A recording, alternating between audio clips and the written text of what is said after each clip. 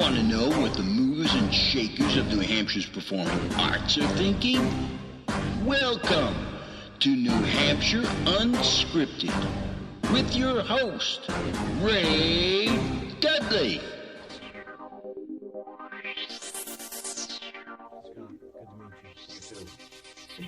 I have heard your name for ages and ages. So, I do want to eventually get to the Christmas, your Christmas special, because I was talking with Lowell Williams, and it's a fascinating project. I'm really intrigued by all the work that goes into it, and how long it takes, and the number of people, and all of that. It's epic. It certainly is. Yeah, it sounds very rewarding, though, too, on many levels. I get paid a little, but every year, I mean, as hokey as it sounds, I run around the country and spread joy. Yeah. And there's a lot to be said for that. Yeah. All right, well, we'll get to that. Yeah. But right now, what I want to do is I want to find out about you, because I don't know anything about you. I've heard your name, like I said, for a long time. And so I thought maybe we could go back and talk about how you started, how you get the bug, what drives you, performances you've loved, hated. I've been on your Facebook page. You got a gajillion pictures. You've done a gajillion shows. So let's go way back. Are you a New Hampshire native? Where are you from? I am. I was born in Manchester, went to school here until I was around 10. Then my parents split, and I moved to Pittsfield, New Hampshire, where I went to high school. From there, went to UNH Durham. The bug probably happened in junior high school. I was the victim of schoolyard bullying, little fat kid with glasses and buck teeth and pimples and whatnot, and was getting whooped pretty regularly on the way home from school. And at one point, inadvertently, in a classroom, I cracked a joke or did something funny, and one of the bullies was in that class, and he laughed. So I was on my way home on a given day, and Bully B was getting ready to do his thing, and the other guy came around the corner and said, "You leave him alone. That's my friend." And I went, "What?" Just because I made him laugh. Man. So it stuck with me forever that the power of laughter / applause translates into appreciation and affection, and it's pretty much where I developed my sense of humor. Became a defense mechanism, because I knew if I could make people laugh, they would either leave me alone or, God forbid, actually like me. So it became important to me to make people laugh, and that developed into the importance of telling stories and teaching people through the art of storytelling, which is the theater. The first time I took myself seriously as an actor, after college, which I never graduated, I'm still 4 credits short, a foreign language. I never quite got over the French hump. I aced French in high school, but got to college and I didn't retain a thing. And to this day, I was like, well, I could just take sign language, which I've always wanted to learn anyway, and that would qualify as my foreign language. But I'm years old now, so what do I care about a college degree, because I'm a performer? But I did Amadeus. I played Mozart many years and many pounds ago at the Palace in Manchester. Bob Shea, who now runs the Barnstormers up in Tamworth, and I think he's still at the Dana Center at St. A's, was the artistic director at the time. And I worked really hard on this role. I immersed myself in the music, and I studied the character, and I really worked it. Prior to that, and to this day, I'm a musical comedy clown. Research is not usually my thing. I just get out and play. But I worked really hard on this role, and pulled it off, and apparently was good enough in it to get applause and acclaim. My mom came to see it late in the run, and I was all proud. After the show, I got out there and said, "Mom, what did you think?" And she said, "Oh, honey, it was long." Thanks, Mom. And I went, "There's like too many notes, Mozart." I was like, oh, all right, that's nice. And it stuck with me, so to this day, I don't ever ask anyone. If someone wants to come up and say something nice, that's great, but you will never hear the words, "What did you think?" come out of my mouth again. What year was this? Oh, boy. 80? one. Okay. I was involved in Theater by the Sea, Portsmouth, before it became Seacoast Rep. This is how old I am. Collected weeks of equity credit, and eventually they signed me to an equity contract during a production of Equus, of all things. My small part, I was the stable owner, and so from the mid-'80s on, I was a member of the Actors Union. I worked a lot in and around Boston. My record, one calendar year, I actually worked 38 weeks out of a 52-week year. And my friends were astonished. And it was because I was lucky enough that when I was in show A, I'd audition for the next one, and I'd get it, and it would, some of them would overlap and dovetail. But 38 weeks, pretty astonishing for a single gig actor. So I accumulated a lot of credits, made a lot of friends, did a lot of stuff. Captain Hook at the Wheelock, Herbie in Gypsy at Stoneham, was the lead in an original musical called Car Talk. Yes, Car Talk, at Central Square. Played Pseudolus at my first run at Pseudolus in Forum at the Worcester Foothills Theater, which I don't believe exists anymore. But I was a working union actor. And then in '04, well, maybe it was '03. It was in '04. I'm a stage actor. I make big, broad, funny faces, and I'm trying to reach the back row, so I'm a big performer. It doesn't translate all that well on screen because it's too big. It's what's the line from Tootsie? Pull back, how far? How about Cleveland? So I would audition occasionally for film stuff. And in '04, I got cast in a featured role in Fever Pitch, which is the Drew Barrymore, Jimmy Fallon, Red Sox fan saga that I still get reasonable residuals from. Because every year baseball season comes around, that movie makes the rounds. Certainly the years they win the World Series, everybody watches Fever Pitch. But I remember going into that audition, and I walked into the room, and there were 50 guys just like me, just average Joe, middle-aged, beefy Red Sox fan guys, and several fairly high-level Boston area stand-up comics. And I went, what am I doing here? So I auditioned, read my thing, didn't get the role that they called me in for because it was not me. They actually originally called me in for the sponge salesman guy, who was the old guy who sat behind Jimmy and Drew. But they called me back to read for Artie, this guy whose shtick was divorced from his ex-wife, but they still share their season tickets, and they look like a perfectly happily married couple when they're at the Red Sox games because neither one of them was going to give up their share of the tickets, so they decided that they would just share them. So I go in to read for Artie, and one of Artie's sides in the casting was he was running through a list of all the terrible things that have happened to the Red Sox over the course of the year, talking about the curse and all the things that, Bucky Dent, Bill Buckner, and Aaron Boone, and leaving Pedro in too long, et cetera, et cetera.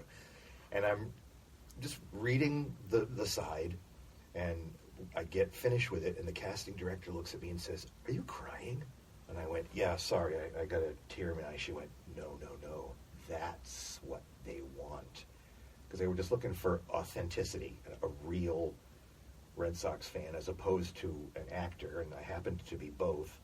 So I got the gig, and I spent 10 glorious days in late September in '04, filming all the baseball scenes in Fever Pitch. Then, as legend has it, the Farrelly brothers were up in Toronto filming the rest of the movie because it was way cheaper to film in Canada before Massachusetts did all its tax credit film industry leniency things. So they're up in Toronto. It's Game 4 of the World Series. The Red Sox are leading the St. Louis Cardinals 3-0. And they look at each other and go, they're going to ruin our movie. Because in the movie, the Red Sox don't win, but the guy gets the girl. Yeah. Because that's what was logical to us at that time. But if the Red Sox win the freaking World Series, our movie is dead in the water. So 20th Century Fox was the movie producing organization, and Fox Television had the World Series. So there's a connection there. So they got permission They got a single-engine plane and Jimmy and Drew and one cameraman, and they flew to St. Louis. And after the game, I'm in my living room at the time. I think I was living in Exeter, New Hampshire, weeping and leaping around the living room because they did it. They won the World Series. And in my own small way, because I was in a Red Sox movie, I helped break the curse. Then I see Jimmy and Drew kissing on the pitcher's mound. The camera is panning all over the place, and people are... and I'm going, oh, you lucky SOBs. Look at what celebrity, can do for you. And then I went, I'm going to get a phone call. And sure enough, literally, I think the next day, hey, we have to refilm the end of the movie. Are you available such and such week, such and such days? And yes, I was. So I think we went back in late October, early November to film summertime baseball scenes. Lucky you. Oh, my word. But because the original movie ended in a meaningless Baltimore or Tampa Bay game, and the Red Sox lose, but he gets the girl. So they rejigged the end of the movie so that it happens during the legendary Yankee series where Dave Roberts steals the base and Poppy hits home runs all over the place. And so it made the movie even better because it is truly a fairy tale ending. His team wins and he gets the girl. So we got to go back and refilm and make a few extra dollars in November doing more Fever Pitch. And I joined SAG-AFTRA. Well, it was only SAG at the time in order to do this film. So now, fast forwarding, I'm still a member of SAG-AFTRA. Done some background stuff and a couple of other featured things, but nothing as big as the Fever Pitch project because, as I said, I'm not really a film guy.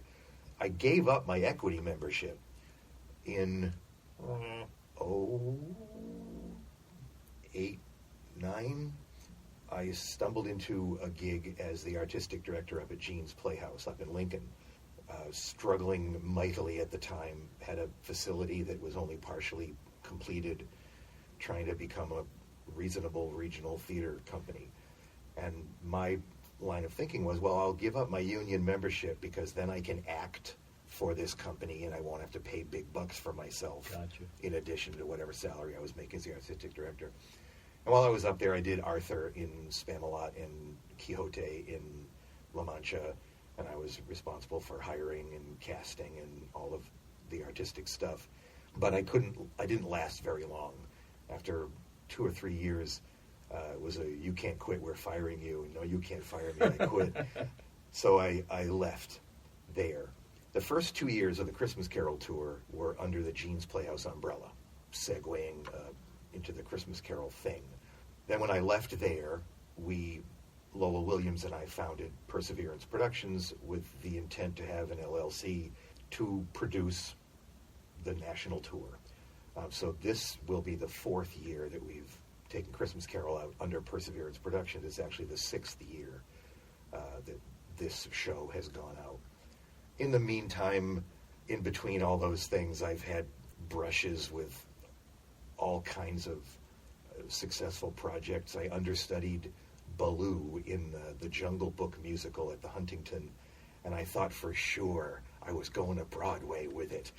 But first of all, I never got on, because the only time that the guy was sick enough to take the night off, I was sicker.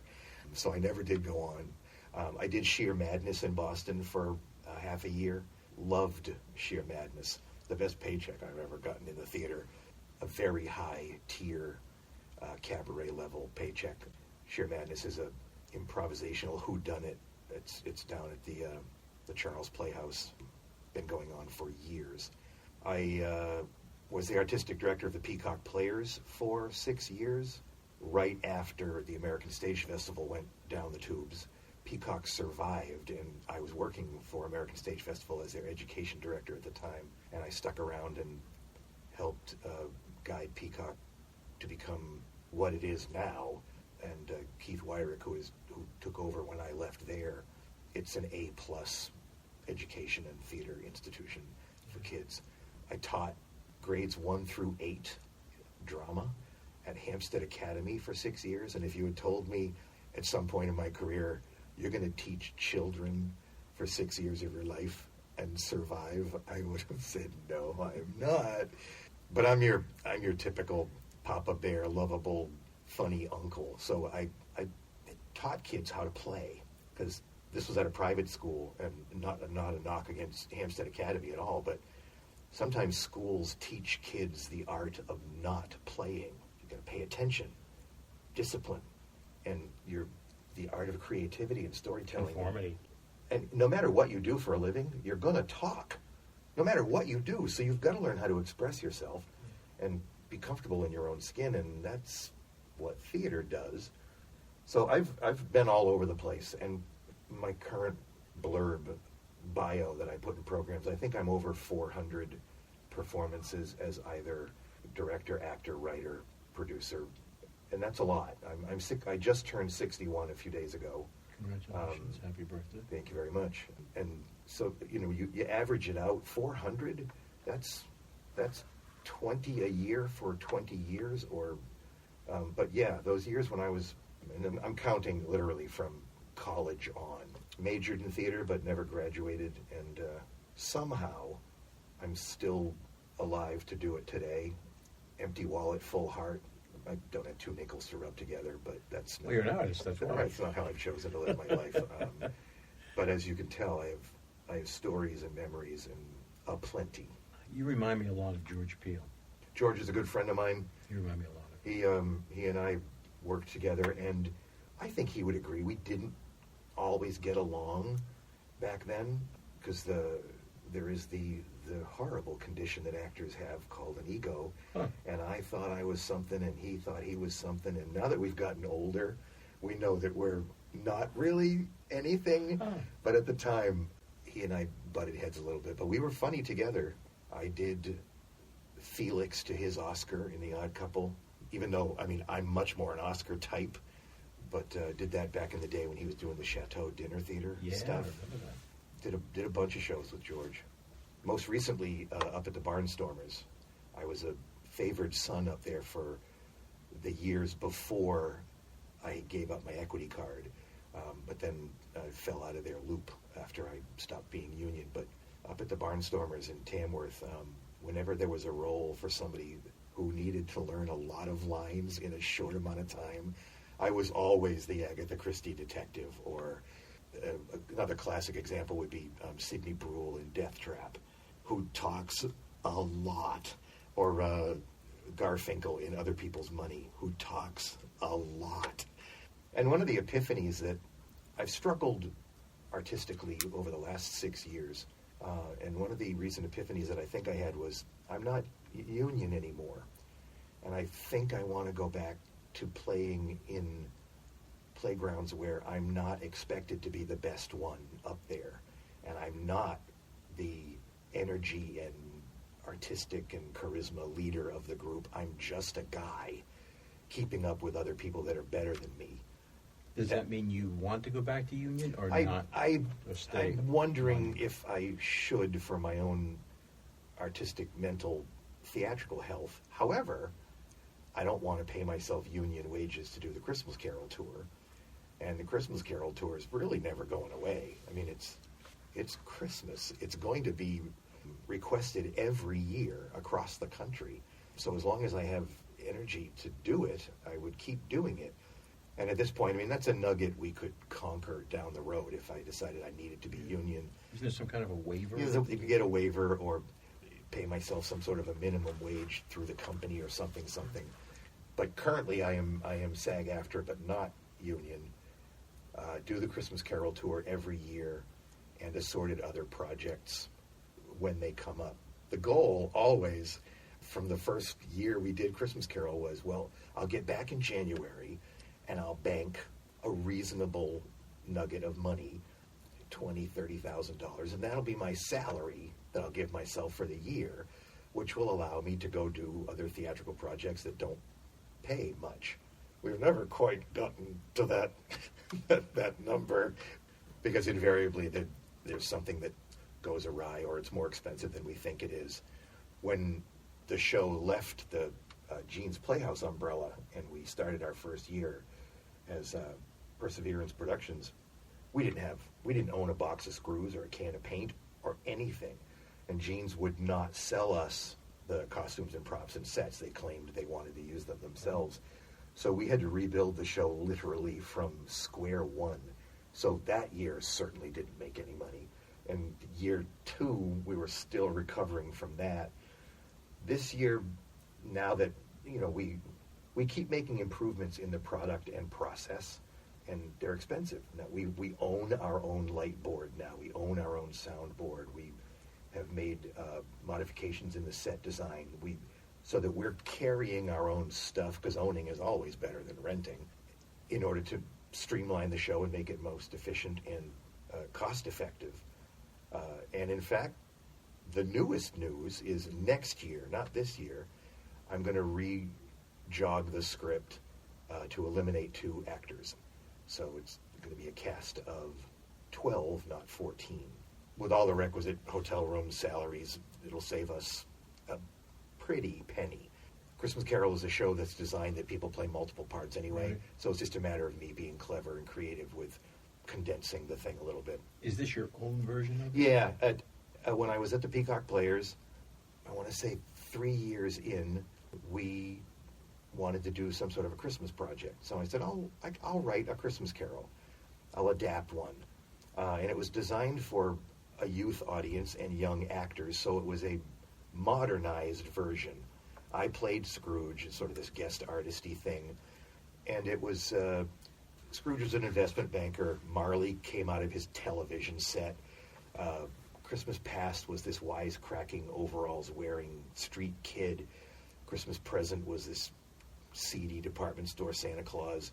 It was a bunch of pop culture references. The music was all modern Christmas carols, designed, for a kids 5 and up to appreciate the story. Sometimes, and kids appreciate Christmas Carol anyway, but sometimes Dickens can get a little dense in his language.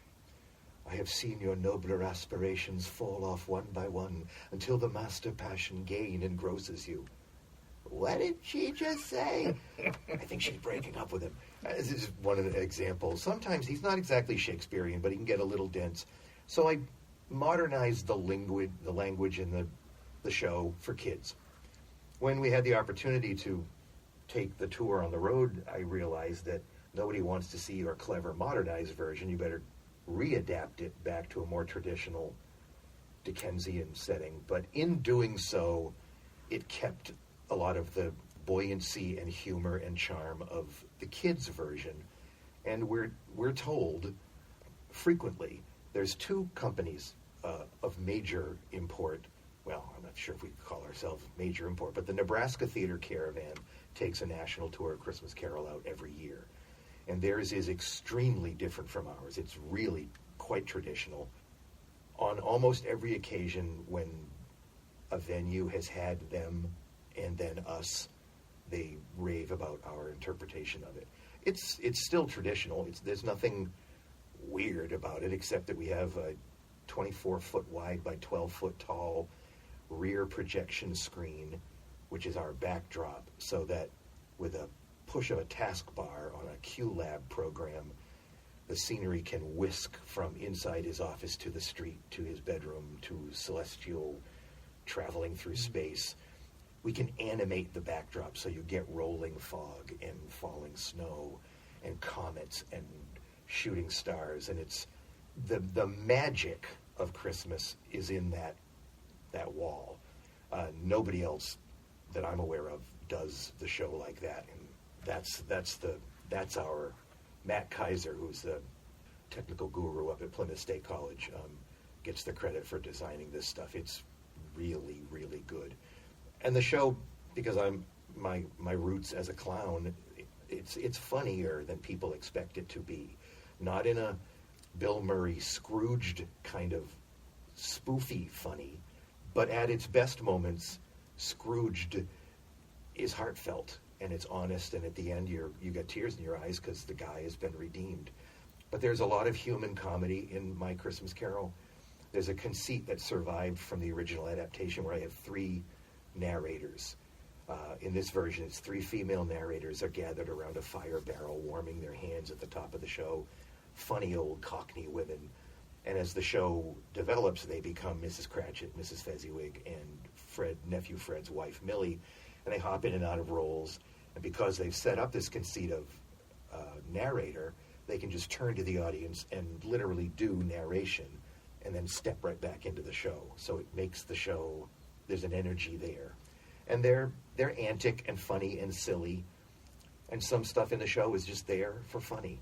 And during the Scrooge's redemption scenes, I will admit that I do get a little carried away going for the laughs. I heard a rumor.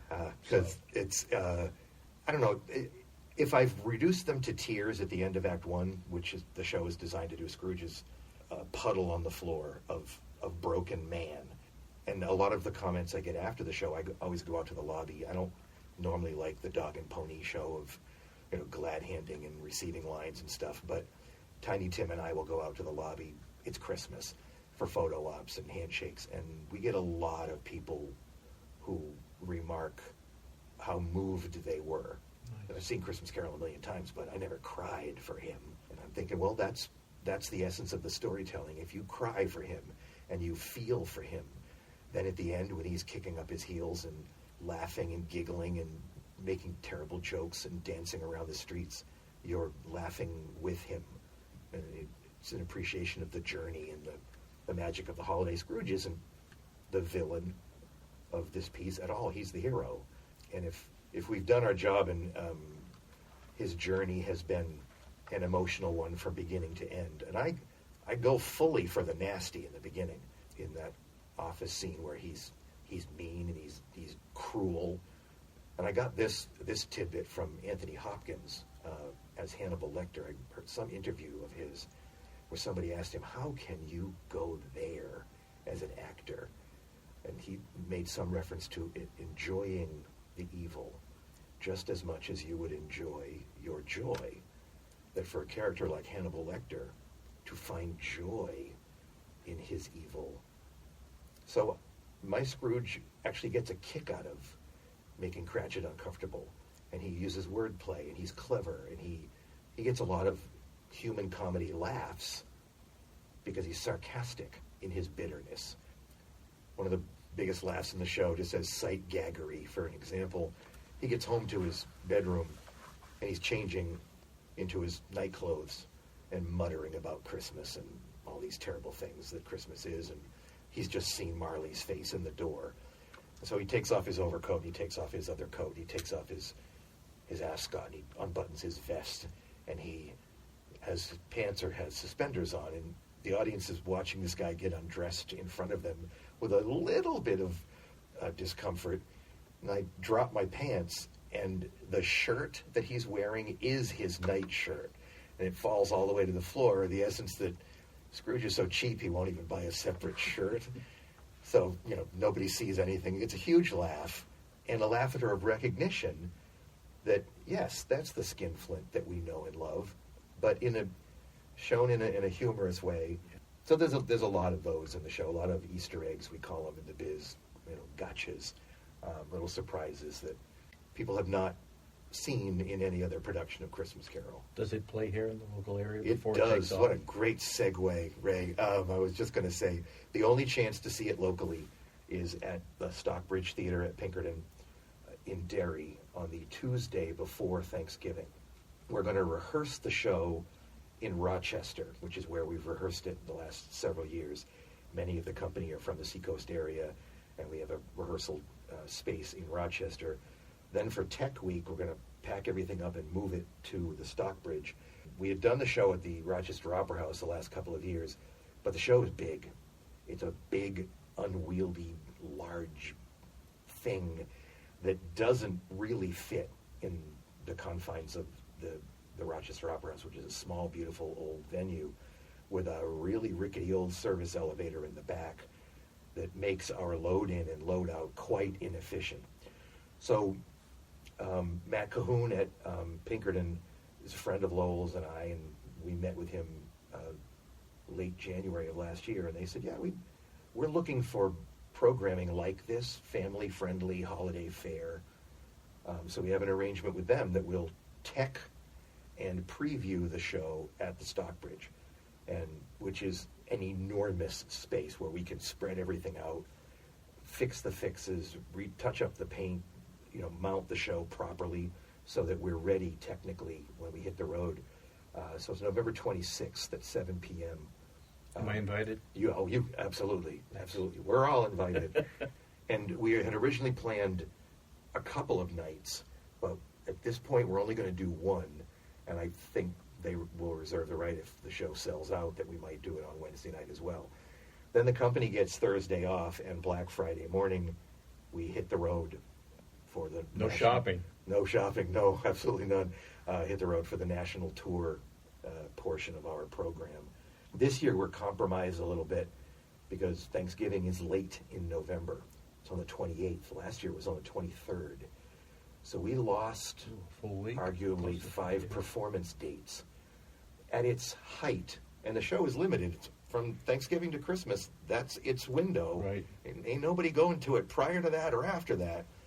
So we're limited to how many shows we can shove into a 30-ish day span. This year it's 23 days. At its height, I think last year we grossed $250,000. It's a big project. Of course, we spend about $160,000, so it's expensive. Casting, hotels, rental of vehicles to move, technical equipment. I mean, you're like a caravan, aren't you, when you go out? Yeah, we travel in 3 large SUVs, Cadillac Escalade size, 8-passenger, implying that there's a lot of room in the back for luggage, and a 27-foot box truck with a lift gate, which has all the costumes and set pieces and props and furniture and stuff. Everything breaks down into relative flat format so it can stack in the truck. Nice. Then we unload everything, and with the magic of pins and wires and hinges and things, it all gets a 3-dimensionality. But this year, not $250, but more like $222. So $28,000 less in the budget. Ouch. So it's almost 10%. Yeah, and luckily we were smart enough to have purchased some things that we now own as opposed to renting them, so we can afford to do this. We pay reasonably well. We're not outrageous, but that's part of the minutia of putting this thing together is the budget. And borrowing from Peter to pay Paul, and one pocket goes into the other. And 2 years ago, we created a business advantage account with Best Western Hotels, so that by the end of the tour, we've booked so many hotel rooms on the drive home with the truck. All the rooms are free because we're just using points. Oh, geez, that's brilliant. So there's a week of hotel rooms on the way home that are free now that weren't before. We always rent the vehicles from Enterprise, so we've established some points with them for vans for the rehearsal period and whatnot. I'm pretty sure that Lowell's worked on some sort of frequent flyer miles because we fly everyone home at the end. Oh, you do? Yep. Yeah, this year. Why is that? You already have the vehicles. Why not? Well, except the final show is always something like December 23rd. Oh. And so in order to get people home for their holidays, the vehicles, except for the truck, are on a one-way rental.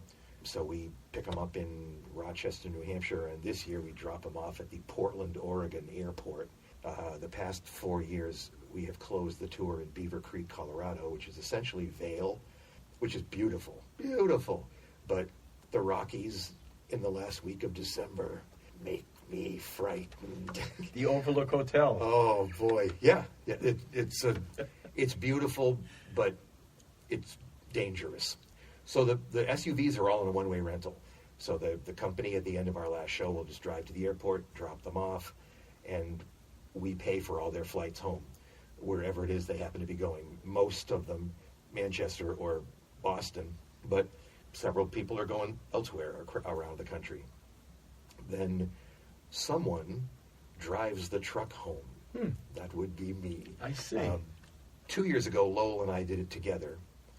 Last year, Lowell didn't go on the tour, and I drove the truck myself, and I found it actually quite therapeutic and peaceful.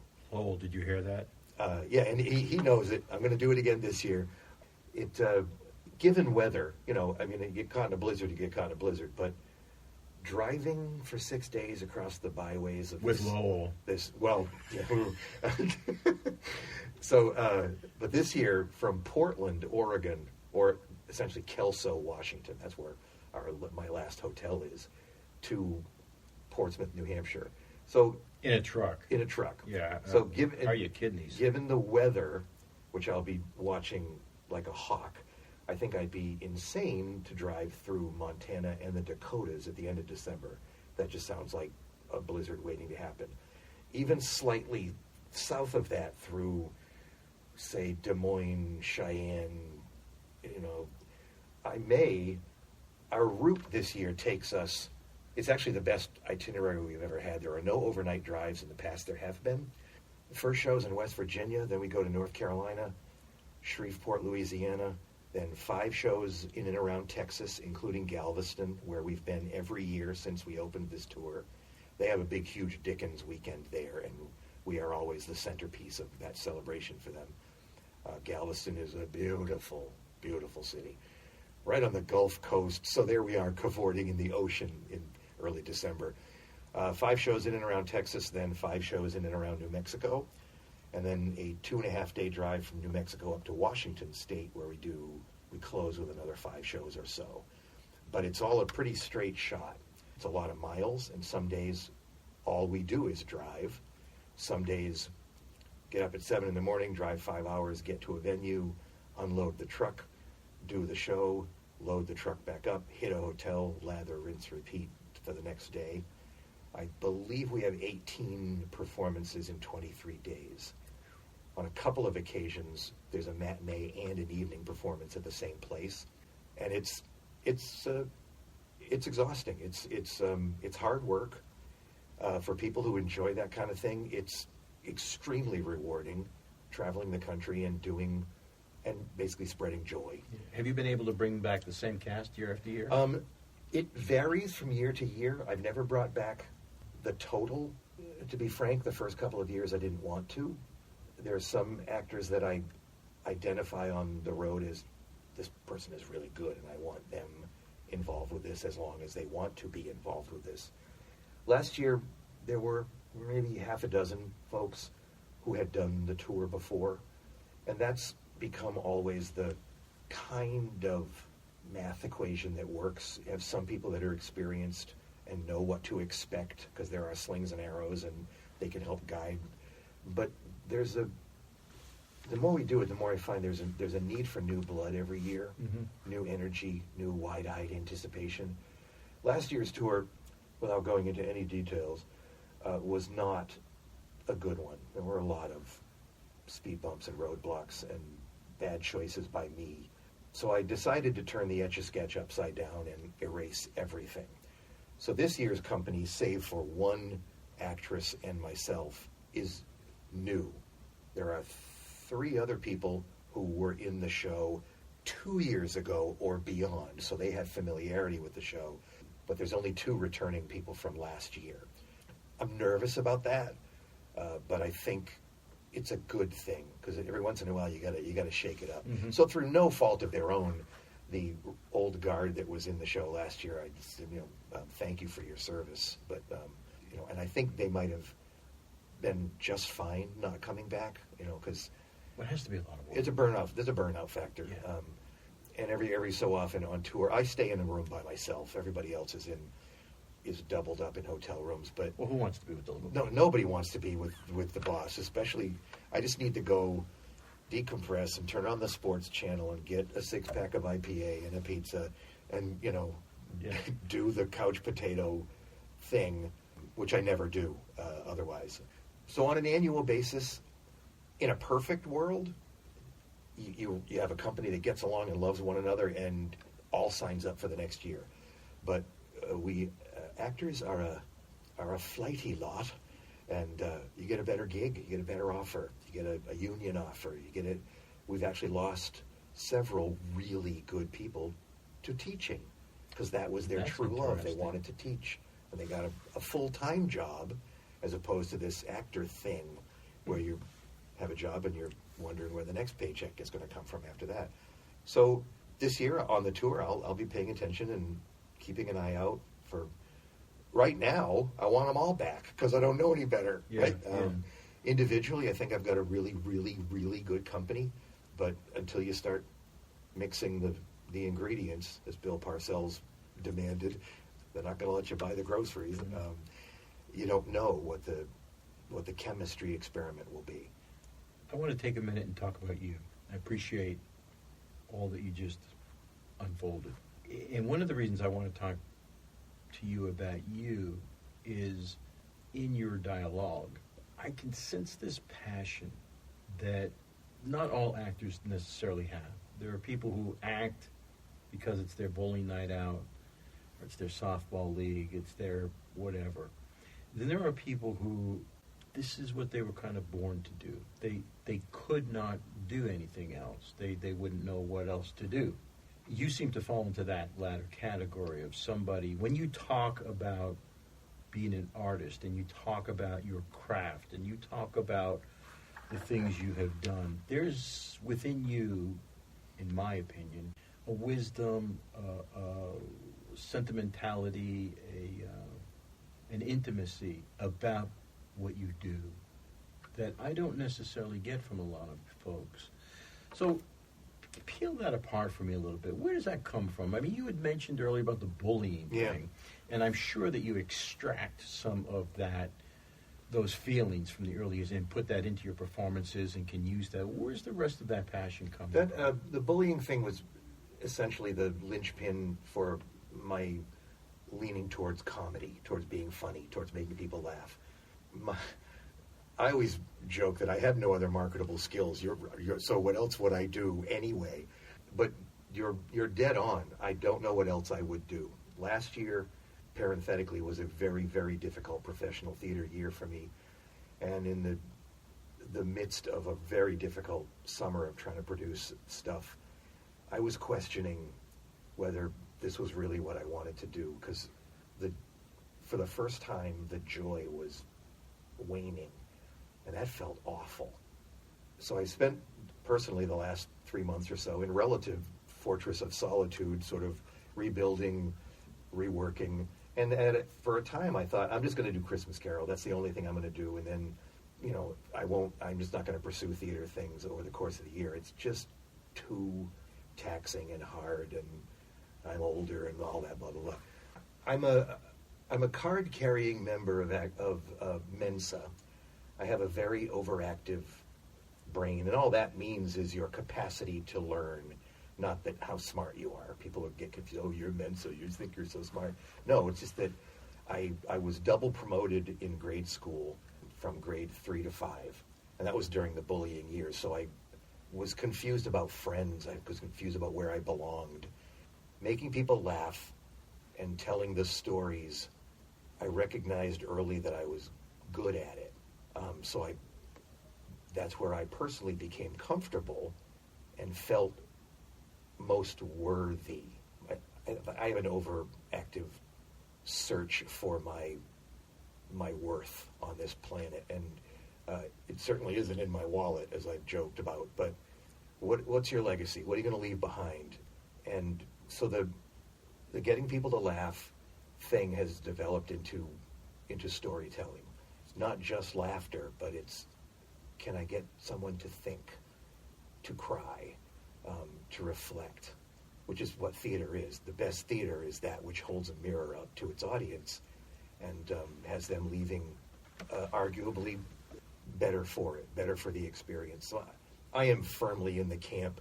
Yeah, reading, writing, and arithmetic, yes, but the arts have got to be part of our culture, and maybe the most important part of what keeps us human. So I am completely convinced that it's an important thing to be doing, and I am no longer overwhelmed by my importance. It's not. I used to have an ego as a kid, and now I'm just trying to be relevant. I'm just trying to stay active and alive, and I guess the Christmas Carol tour is the perfect place for that, because it's around the holidays where people's emotions are pretty frayed anyway. And if I've made someone cry or laugh or think or reflect on the holiday or their relationship with their family or their relationship with their faith or all the things that first of all, Mr. Dickens wrote a bloody good tale. It's important. It's special. It makes me feel special.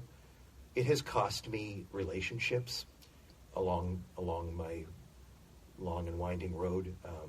People who thought they understood when I said, the theater is my mistress. You must understand this. She takes lots of my energy and time and focus. Oh yeah, no problem. Well, then it becomes a problem because I'm not sure I actively communicated how much of my energy she would take, and they weren't aware of the depth of my passion. I don't expect everybody to be as intense or passionate about what they do as I am, because it's exhausting to be me, frankly. But that's how I pursue my craft.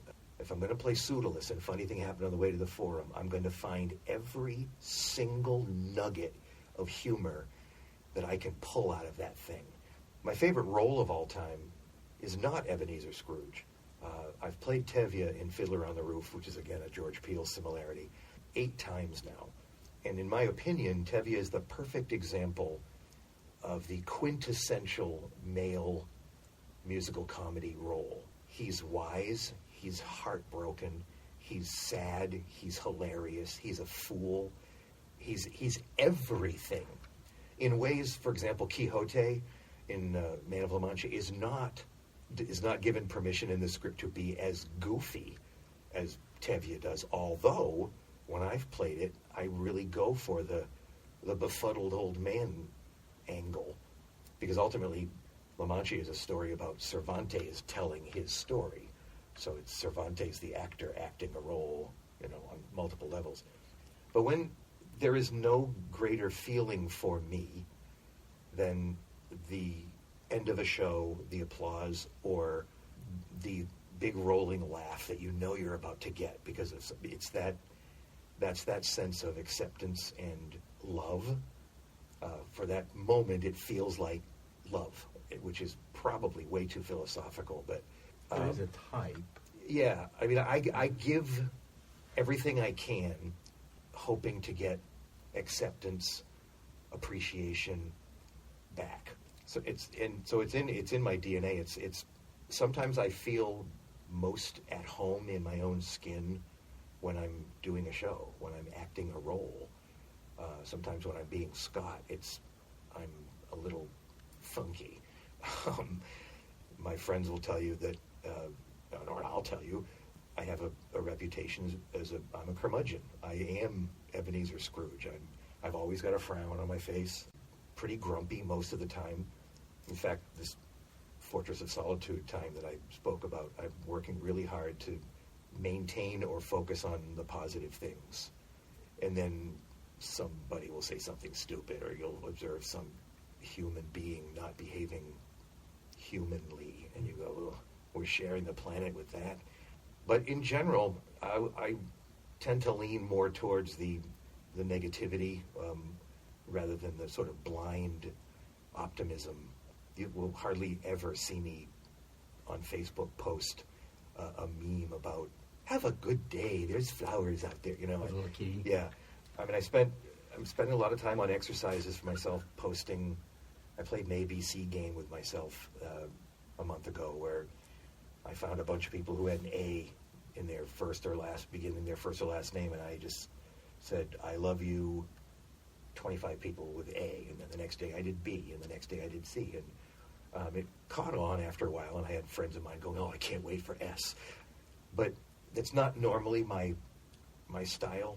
I generally, as a theater technician, will focus on the things that need to be fixed or that aren't good yet, than to lavish that sort of faint praise on someone, oh, that's so good. I work better with directors who have pushed me. Yeah, that's good, but it could be better. So I'm a hard boss, but I'm harder on myself than I am on any actor that I see. But it's all I know how to do. And as I approach what I assume is the final third of my life, I'll just keep doing this until I physically can't do it anymore. So the feedback loop of giving the performance hearing back from the audience. There are some folks who perform who kind of brush that off as though they don't really need it. It's there and they like it. They just like performing. There's another segment which some of us fall into where we really do kind of need that. I don't call it a pat on the back, but we have to empty ourselves. It's incumbent upon us when we take upon a role to make sure that at the end there is no more that we're taking home with us. It's not coming home. It's staying out there. Do you find yourself in that way, and have you matured over the years in your performances as You learn, when I was 40 years old, I had both of my hips replaced. Not at the same time, but right around the fever pitch filming. I just had a bad arthritic hereditary condition, and the doctor said, I don't know how you're walking right now. You can come in any time and get these dealt with. And at the time, I was covered by a really good Actors Equity insurance plan, so I went, I better deal with this now. So the fall of 2004, I had my left hip done. In the spring of 2005, I had my right hip done. And as I've gotten older, I have back issues, and things aren't as oiled as well as they used to be. So it hurts physically. Adrenaline is that wonderful drug where you get through it. And sometimes at the end of A Christmas Carol, for example, where I've hurled myself from one end of the emotional spectrum to the other, and I'm up and down off the floor multiple times, and there's physical comedy, and there's shtick, and there's nonsense, I'll sit in my dressing room after the show, and it's hard to get out of that chair. It hurts, but that's part of the mental strength of knowing that you just left it all out there emotionally and physically. And this personal satisfaction of a good day's work still sticks with me. You do learn tricks as you get older that I don't have to. I had a bad tendency when I was younger. I'd blow my voice out because I was attacking things so hard and with full volume, and as opposed to the craft of acting where you can be shouting but not putting the rasp in your throat and hurting yourself. Or if there's a physical bit where you're supposed to fall over the back of the bed, Lend Me a Tenor style. I played Tito Morelli in Lend Me a Tenor, and that requires a physicality and a glibness, which I used to be really good at as a physical clown. I could gesture and contort and mug with the best of them. I can't do that much as well anymore. So there are tricks that you learn to cut corners without compromising your work. But I'm a huge competitor, giant sports fan. I play fantasy sports. I do all that stuff. And my biggest competition to this day is still, can you be better in this show than you were in the last show you were in? Can you comport yourself better? Can you find that a better laugh? Can you tell the story in a more quality way? And Christmas Carol allows me every year to go attack the same piece. And even now I'm driving in the car, I'm sort of going over some lines in my head and thinking, I can pull back on that. That's just as effective if I save a droplet of energy. Because the biggest trick to playing Ebenezer Scrooge, he probably was no older than 50 or 60 in his day, which makes him appear like he's an 80-year-old guy. I'm 61 now, but frequently when you're trying to cast someone of age to play that role, when you get to the end and you need the most energy out of the actor because of the redemption stuff, tank's empty. They got nothing left. When the arc is still got to go up all the way to final curtain and embrace with Tiny Tim. Sometimes that's hard. I'll get there and I'll go, come on, baby. Just a few more lines. We can do this. Matinees bother me. The double headers are not easy. Well, yeah, I mean, if you've done it properly, depending on the show, of course, it's very difficult. Well, let's see how I can put this. So, if you've done a late night show and you have to do a matinee the next day, and you have really gone and emptied the tank the night before, I have a difficult time fully recharging in time for that matinee the next day. Which means that if there's a show that night of the matinee, things are really rougher. Yeah, sometimes, rarely, I hate it when I do this, but you'll dial back because I know. it's only kids, or it's only senior citizens, or it's only, and that's not good. Christmas Carol's a good example. Generally, we perform for a mixed bag of audience. It's families, and there are children there, and senior citizens, and 30-somethings, and whatnot. Kids can sometimes be a tricky audience, just like when you're playing a high school or college. We've played a couple of high schools on the tour, and they're just not savvy enough or experienced enough to understand what live theater is. So if there's kissing, Scrooge has a line in our script where Fred says, "Come, Uncle, join us for Christmas dinner tomorrow." And Scrooge's response is, "I'll see you in hell first." Grumpy old man response, but the word hell, oh my goodness, the junior high kids just lose their mind for a few minutes. But we're smart enough now that we know that I'm not going to say that at that particular show. But I hate when I recognize that I'm mailing it in. Sometimes you're only human. You can only do, Fiddler on the Roof's a good example. The poor bastard doesn't leave the stage, from one giant epic number to the next, to the next, to the next, to the next. And then in Act 2, it's all sad. So you're just emotionally spent. Days when there were doubleheaders of Fiddler, those were really difficult. Christmas Carol's arguably the same way. There's no specific set of tricks or things I pull out of my bag. It's just, sometimes you gotta bail. Physically, funny story, I don't know how funny this is. Beaver Creek, Colorado is 11,000 feet in the air. So one of the things that this theater is equipped with is an oxygen station off stage right. Seriously? Yeah. Beautiful theater, and the walls are adorned with very famous people who have played this place. So whenever our company would play there, and for the last 5 years we played, the first year we're not at Beaver Creek. I think they're in every other year now. They will show the company the oxygen station and go, if you feel lightheaded, here's how this works. And there's all the tricks. There's a sheet that tell you to stay very, very hydrated. That's one of the things, getting oxygen into your system. But there was one early year, maybe even year 1, might have been. I was cavorting around Scrooge's bedroom, leaping and kicking, and it's all here, it's all here. And I saw the Tweety birds flying around my head, and I went, I'm going to go down. And it's one of those moments where, very few moments where the human being steps out of character, and I got myself back, but I was very gentle with myself for the rest of the show, because I couldn't leave and go get that oxygen. But I saw the Tweety birds, and that feeling that you go, I'm about to pass out, because I was hyperventilating. I was not breathing properly. That was just one. I should write a book. Somebody said you should write anecdotes about this tour. It's a pipe dream at some level.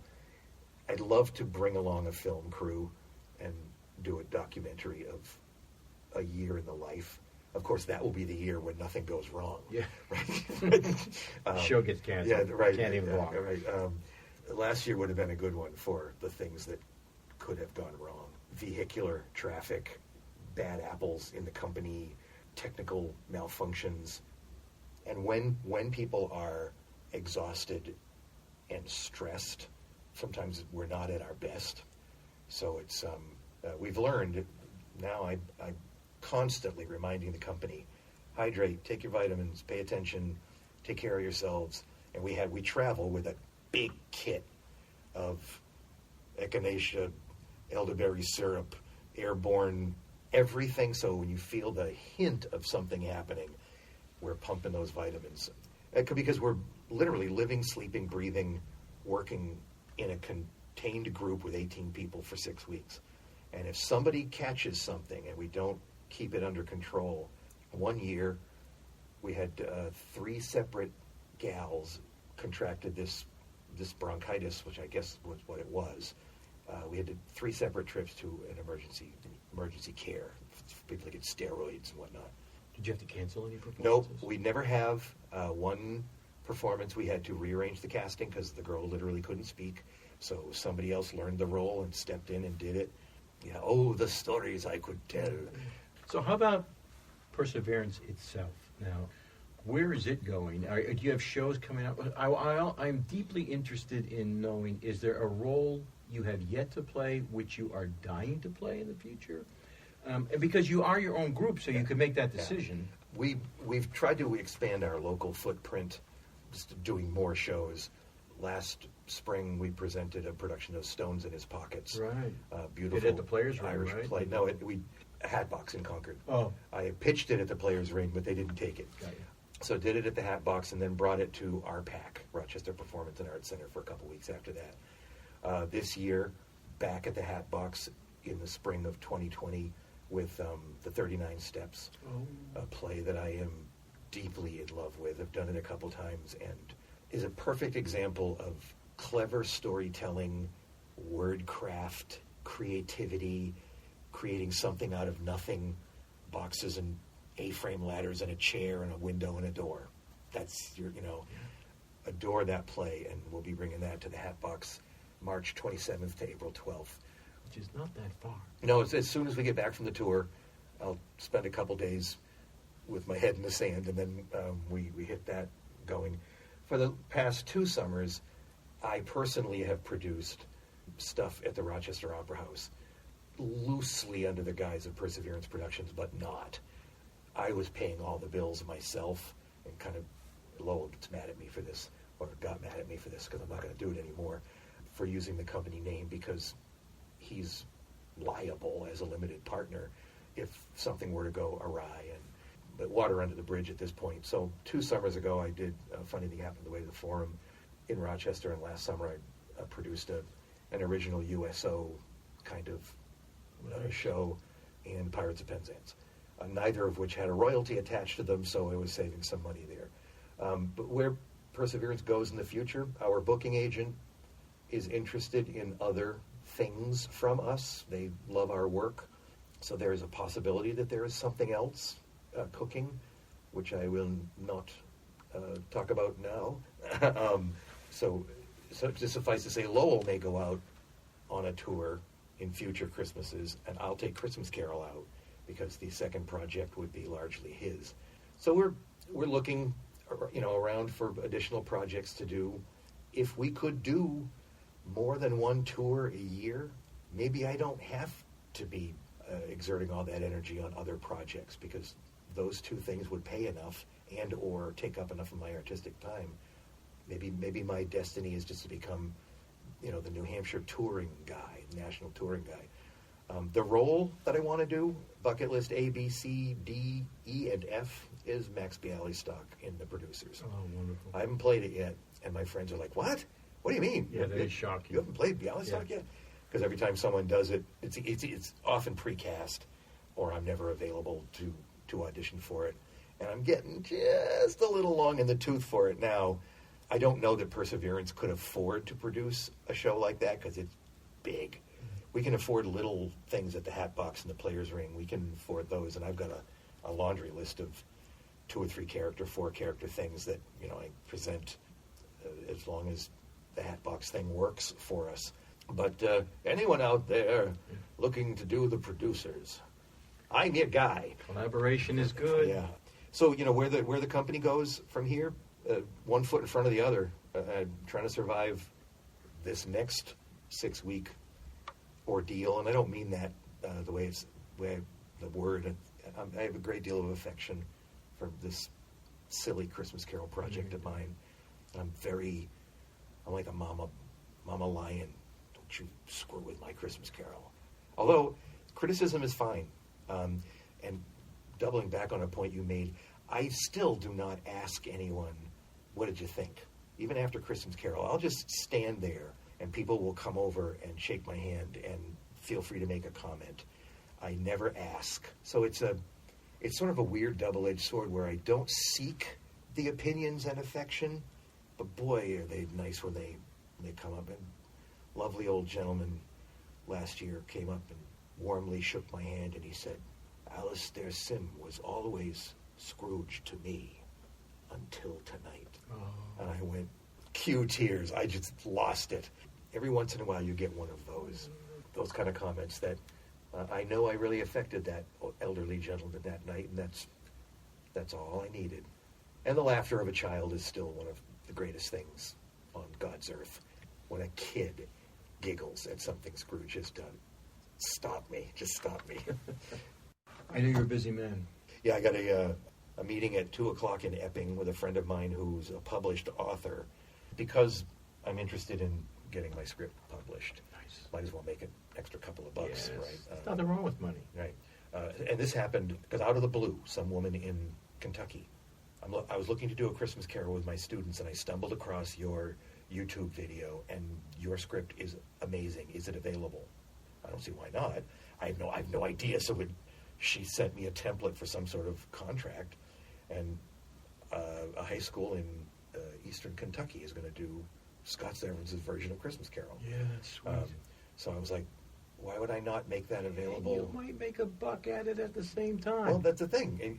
Annually, I mean, I only charge her like $250, and I think my friends are like, lowball. Dude, let me tell you something. I built a thing called the Rocket Mass Heater in my house. Mhm. Charted what we did along the way. Long story short, I made a little booklet, threw it up on Amazon. That foolish little book kicks out, averages $100 a month. Yeah. Like clockwork. Yeah. It has for the past 5 years. It's in Japan. It's in Hungary. It's Yeah. in Russia. It's in German. Dude, write that book. Right. Write that book. You deserve to write Because that once book. it's out there, then it's just a Yes. matter of Yes. collecting. Yes. Right? Yeah. So Lowell's the one who put the bug in my ear. Said you should really publish your script because it's Christmas Carol. So people are always looking for versions of this, Yes. and many theaters are adapting their own version of it Yes. because you can. But on a high school level, and this woman she said, "Can I get your projection package?" And I hooked her up with my TD, and he sold her a projection package. And she said, "What about the music?" We sent her the song, but So I was like, yeah, kind of a no-brainer. And there you go. Another great one in the tank. That one's going off to the memorial. Have a great day.